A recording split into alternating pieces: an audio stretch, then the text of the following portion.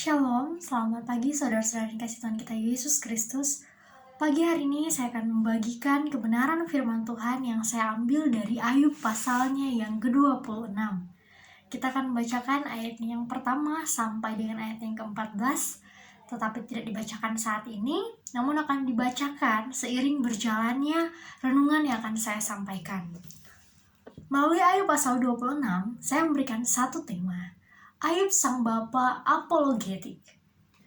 Apologetik, kita mengenal istilah ini sebagai satu cara di mana seseorang mempertanggungjawabkan apa yang dia percayai sebagai Tuhan, apa yang dia yakini sebagai juru selamat, atau apa yang diyakini sebagai satu pribadi yang berkuasa berdaulat atas hidupnya.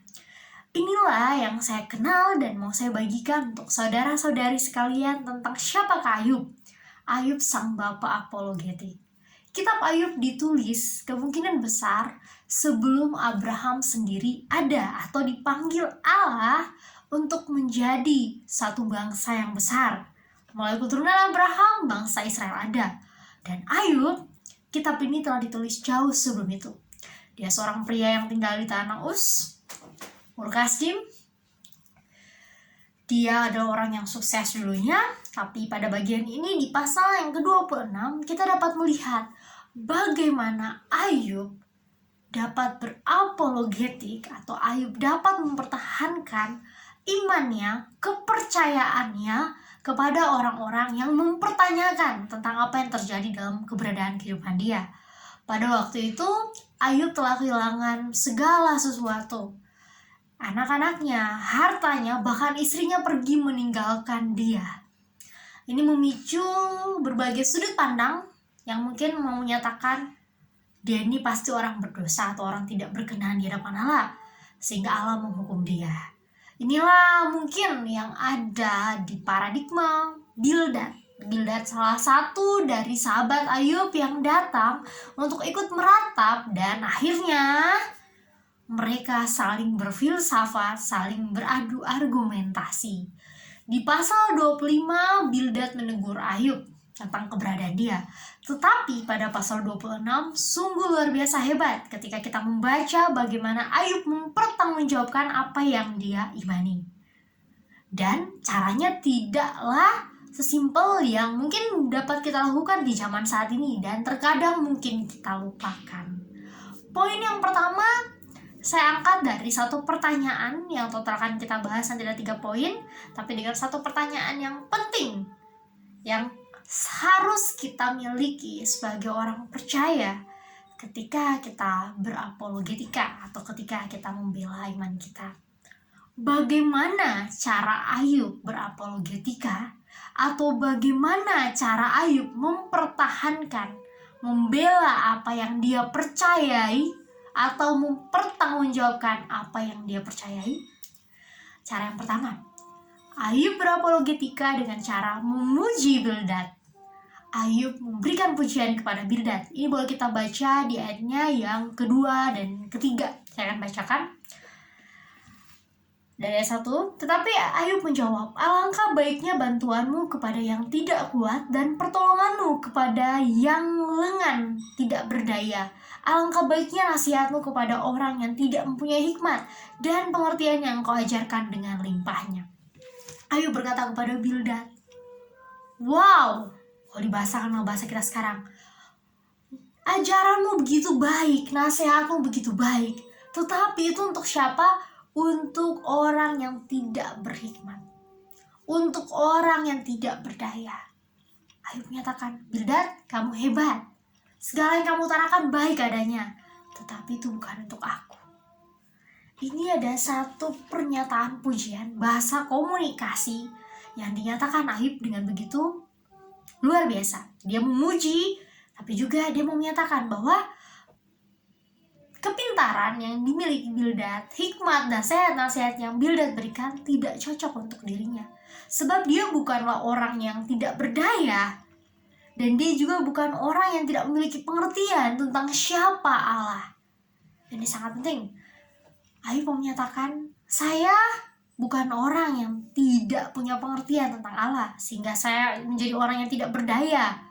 walaupun pada waktu itu kondisi Ayub sungguh sangat mengenaskan. Siapapun yang melihat Ayub mungkin akan berparadigma sama seperti Bildad. Tetapi Ayub menjawab dengan pujian dan pernyataan yang lembut bahwa itu baik buat orang yang tidak berdaya dan orang yang tidak berhikmat. Tanpa sengaja Ayub menyelipkan satu pengertian bahwa itu bukan saya.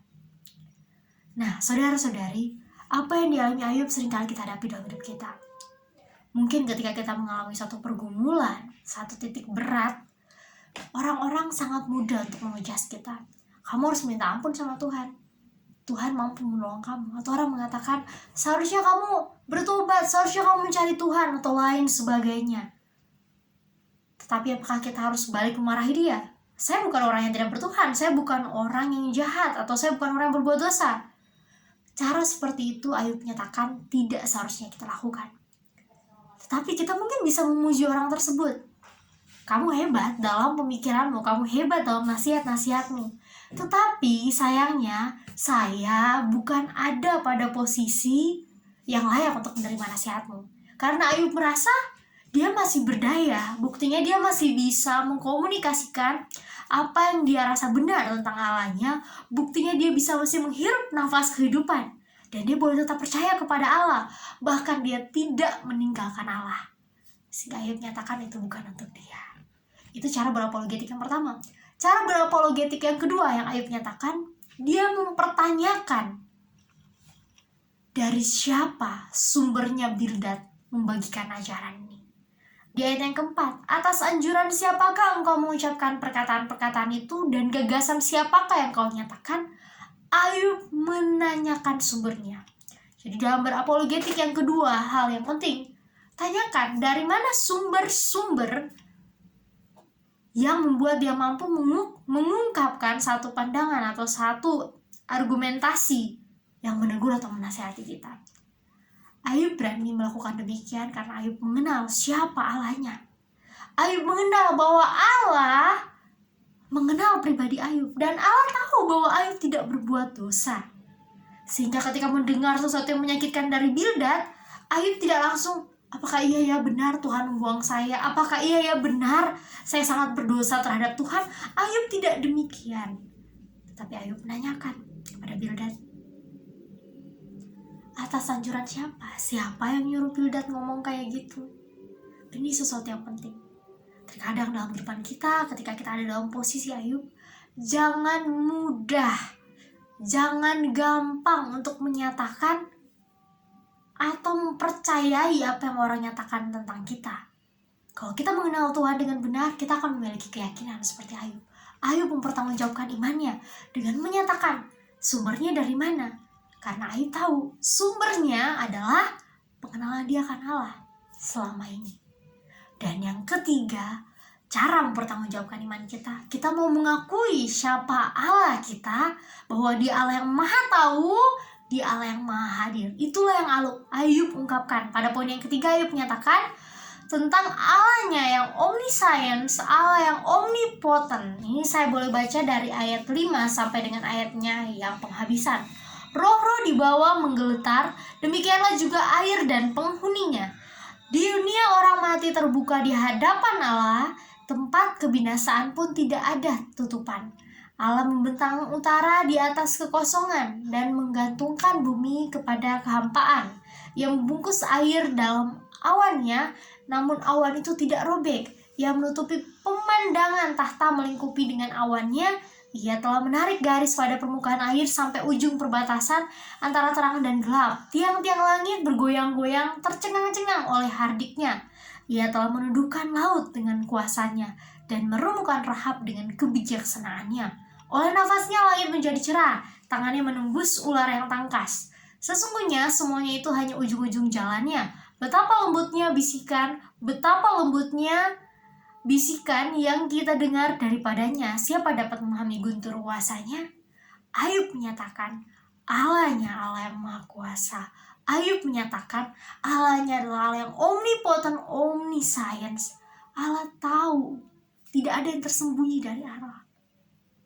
Tidak ada yang tertutup dari Allah. Keberadaan Ayub Allah tahu. Dan Ayub meyakini Allah mengetahui bahwa dia tidak bersalah. Dan Ayub meyakini tidak ada yang tak sanggup Allah kerjakan dalam hidupnya. Ini merupakan satu doksologi yang sangat indah. Ketika dia memulai dengan memuji Bildad, tetapi menyatakan bahwa itu bukan nasihat yang tepat buat dia. Kemudian yang kedua, dia mempertanyakan dari mana sumbernya Bildad memperkatakan perkataan hikmat tersebut, atau siapa yang menyuruh Bildad. Dan yang ketiga, dia mempertanggungjawabkan imannya dengan menceritakan siapa Allah yang dia sembah, bersaksi tentang siapa Allah yang maha kuasa, Allah yang maha tahu, Allah yang maha hadir dalam hidupnya.